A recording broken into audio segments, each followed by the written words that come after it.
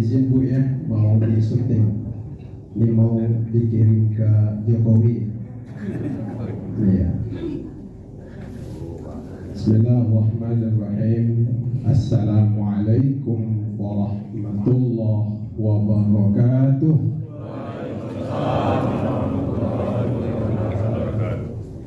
Nampaknya belum semangat nih. Ya, masih lesu. Saya ulangi sekali lagi, jawabnya yang kompak, yang semangat. Sebelumnya kita kasih pantun dulu lah, biar semangat ya. Wassalam jualan tomat. Nah, ada cakapnya ya. Saya ulangi. Wassalam jualan tomat. Tomat dijual di kota Jambi. Yang jawab salam dengan semangat, saya doakan cepat naik haji. Amin. Itu baru kompak ya.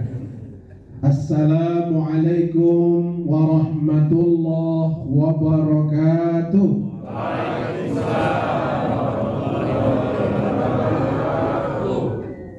Alhamdulillahi rabbil alamin.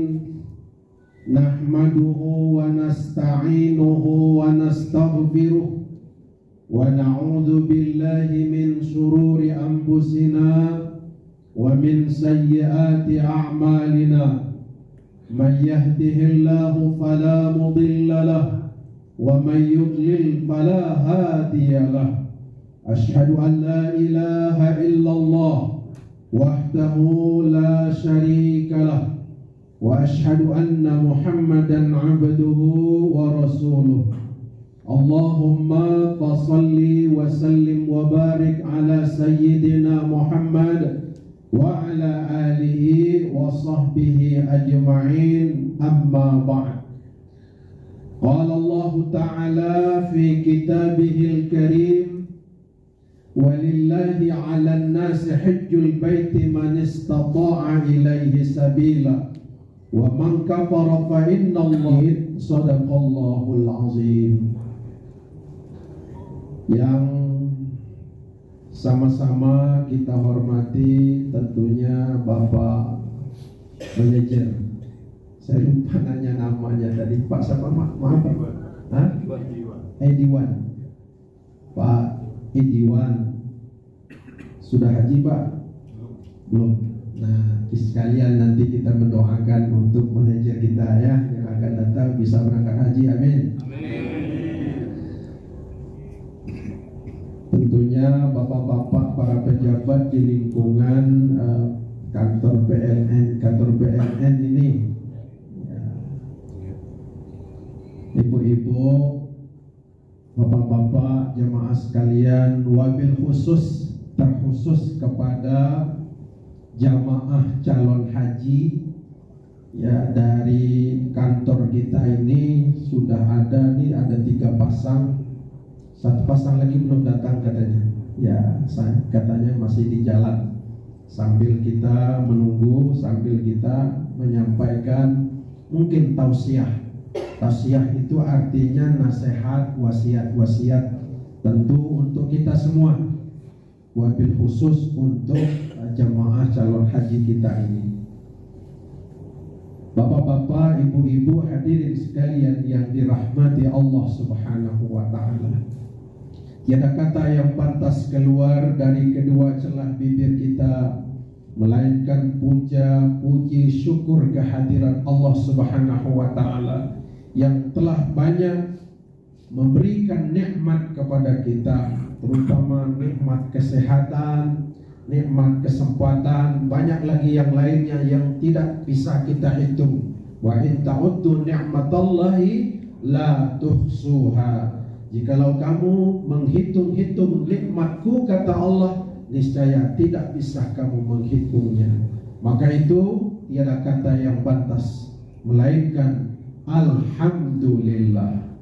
Salawat dan salam tercurah kepada junjungan kita Nabi besar Muhammad sallallahu alaihi wasallam, yang insya Allah bapak-bapak calon jemaah haji ini nanti akan berkunjung ke makam Nabi, makam para sahabat dan lainnya, dan wabil khusus ke kota Mekah dan Madinah. Mereka akan melaksanakan segala rangkaian proses ibadah hajinya, sehingga pantaslah nanti mereka lah yang paling banyak bersolawat kepada Nabi. Dan juga kita orang yang selalu rajin berselawat kepada Nabi. Disebutkan siapa yang orang yang berselawat kepada Nabi, maka Allah dan malaikatnya pun berselawat kepada Nabi. Dan kita juga tentunya banyak berselawat kepada Nabi. Orang yang banyak berselawat kepada Nabi, dia akan mudah dikenali oleh baginda Nabi Muhammad di padang mahsyar nanti. Allahumma salli ala Sayyidina Muhammad wa ala ali Sayyidina Muhammad. Bapak Ibu hadirin yang saya hormati,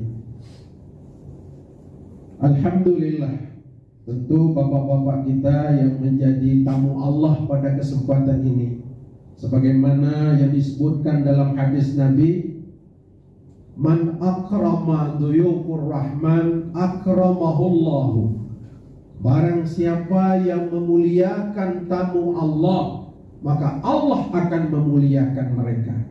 Maka itu hari ini adalah tamu-tamu Allah ini, calon-calon atau tamu Allah ini akan berangkat menuju kepada Baitul Haram, Makkahul Mukarramah. Tentunya tidak sembarang orang untuk bisa menjadi tamu Allah. Tentu Allah sudah pilih mereka untuk menjadi tamunya.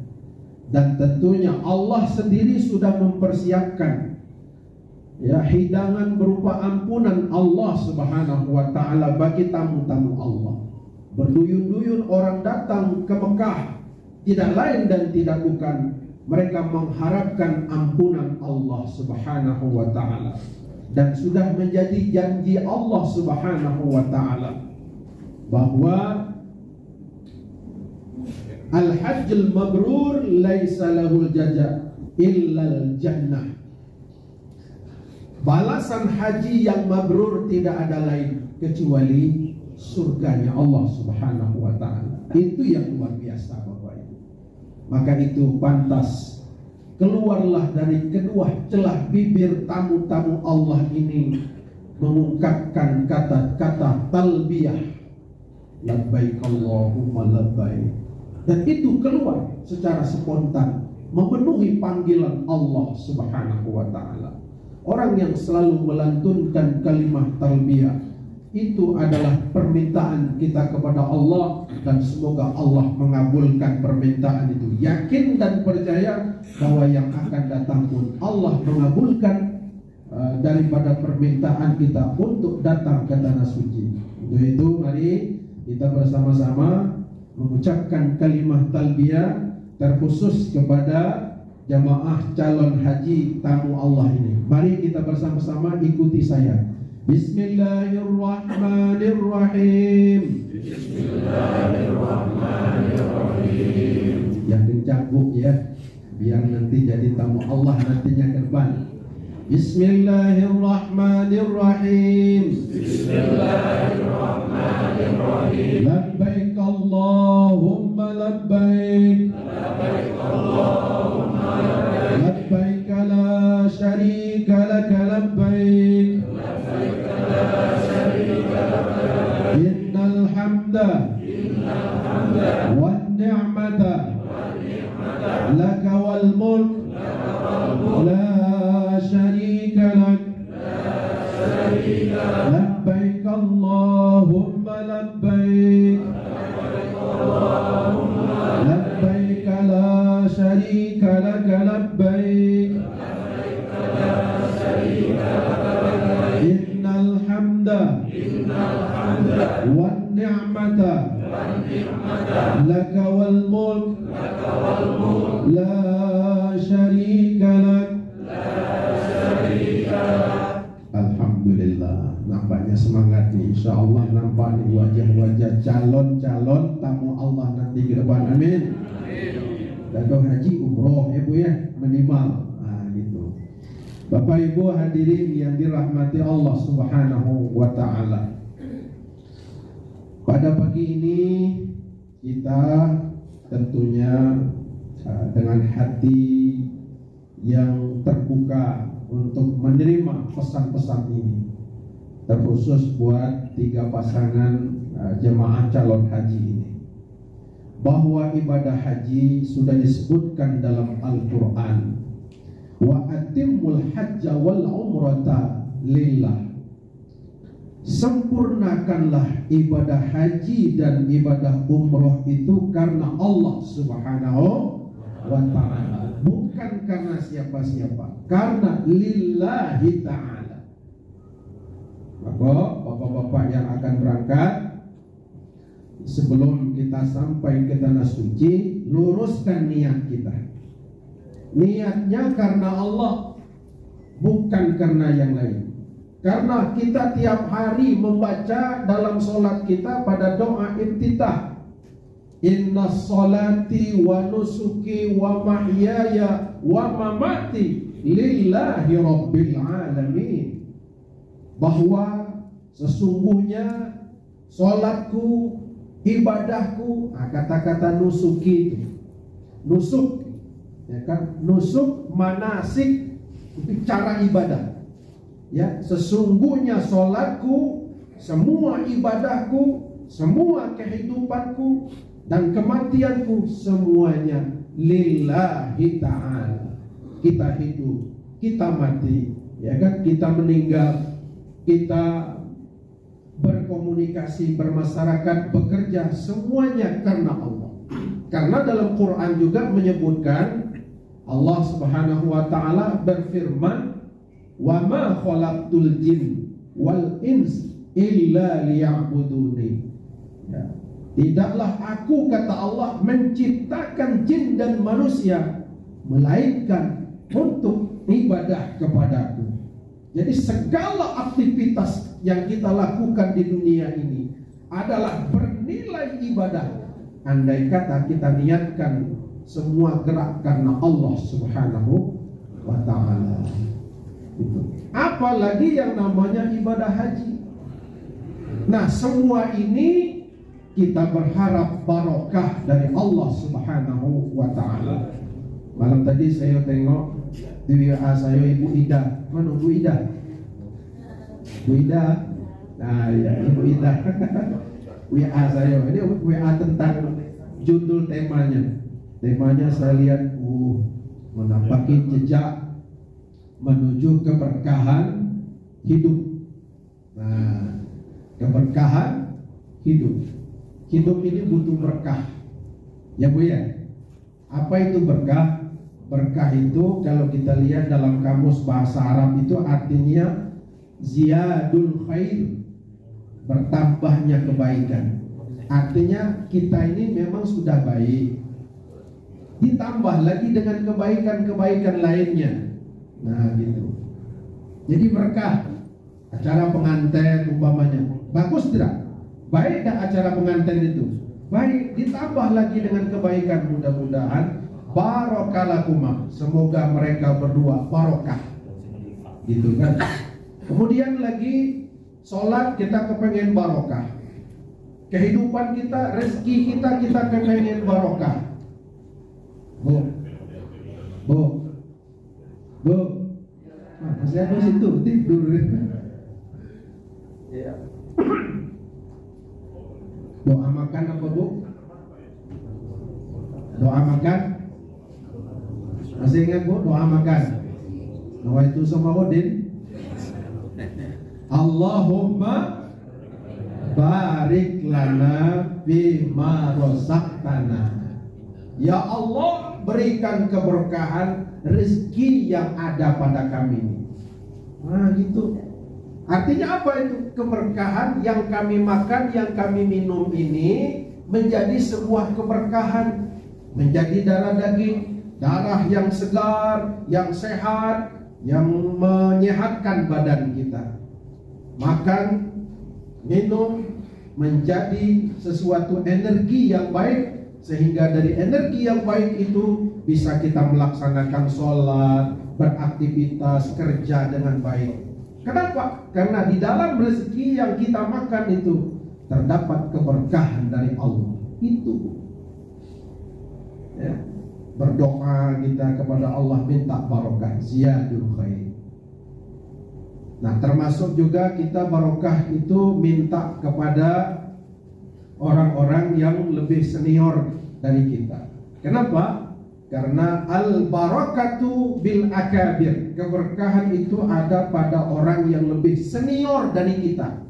Contohnya siapa? Mak kita, ya Pak ya? Ayah kita, kakak kita, guru-guru kiai kita. Kita minta kepada mereka agar mereka berdoa kepada Allah agar kita hidup barokah. Makanya di tangan orang yang lebih senior itu ada keberkahan di situ.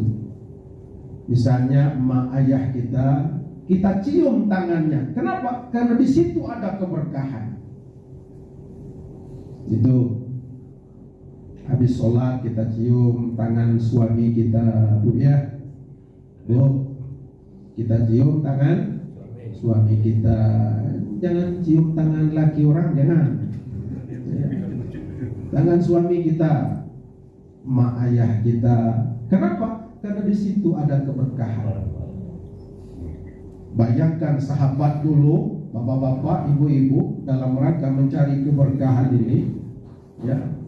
Ada yang nyimpan rambut Nabi, ada yang nyimpan baju Nabi. Dalam apa? Dalam rangka tabarruk, mencari keberkahan. Lihat di Museum Topkapi itu di Turki. Ada baju Nabi, ada ikat kepala Nabi, apa namanya, sorban ya, apa namanya, imamah. Ada pedang Nabi, bahkan ada yang nyimpan gigi Nabi, ada yang mengambil rambut Nabi. Dalam rangka tabarruk, mencari keberkahan. Karena pada jasad Nabi pun ada keberkahan. Bahkan di dalam riwayat disebutkan ada seorang nenek-nenek, ya, nenek-nenek namanya Ummu Sulaim. Dia ini adalah ibunda Anas. Anas ini sahabat Nabi. Pada satu hari Nabi main ke rumah Anas, ya. Kemudian ibunda Anas menyiapkan minum untuk Nabi. Ketika Nabi bercengkrama ngobrol dengan Anas, kemudian Nabi saking panasnya cuaca di luar, Nabi pun tertidur di situ bersama Anas. Kemudian ketika dia tidur di atas tikar, meleleh keringat Rasulullah nih saking panasnya cuaca. Maka ketika itu Ummu Sulaim tidak mau menyia-nyiakan kesempatan itu untuk mengambil keringat Nabi. Lalu dia ambillah gelas, ya. Ketika itu kemudian ada kapas, keringat Nabi yang meleleh itu dilapnya, dimasukkannya ke dalam gelas, ditambahnya air lagi, ya. Kemudian ketika itu Nabi seketika bangun dan melihat Ummu Sulaim melakukan itu. Apa kata Nabi? Ya Ummu Sulaim, apa yang kau lakukan ini?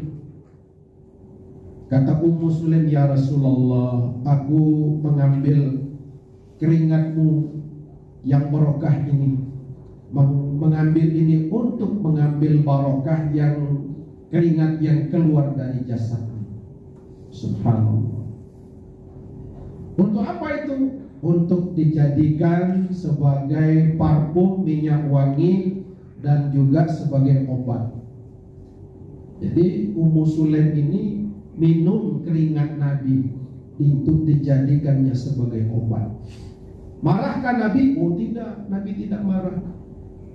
Nah, jadi Ummu Sulaim minum keringat Nabi untuk mengambil barokah. Nah, mana tahu ibu-ibu nak coba-coba, enak ya Pak ya? Ibu mau coba balik nanti suami kita tidur kan, ambil gelas, tampung di bawah keleknya tuh, minum, insya Allah mencret. Mau disamakan keringat Nabi dengan keringat suami kita, manalah sama, Bu, ya. Jadi kita tidak perlu minum keringat suami kita, tidak perlu. Apa yang harus kita lakukan dalam upaya mengambil barokah tadi itu? Cukup mencium tangannya saja. Cium tangannya, Bang, dalam upaya ngambil barokah, maafkan kesalahan-kesalahan aku, Bang. Habis sholat cium tangannya. Ya, Bu, ya? Ya, Bu. Nah, gitu dapat barokah. Bapak juga gitu.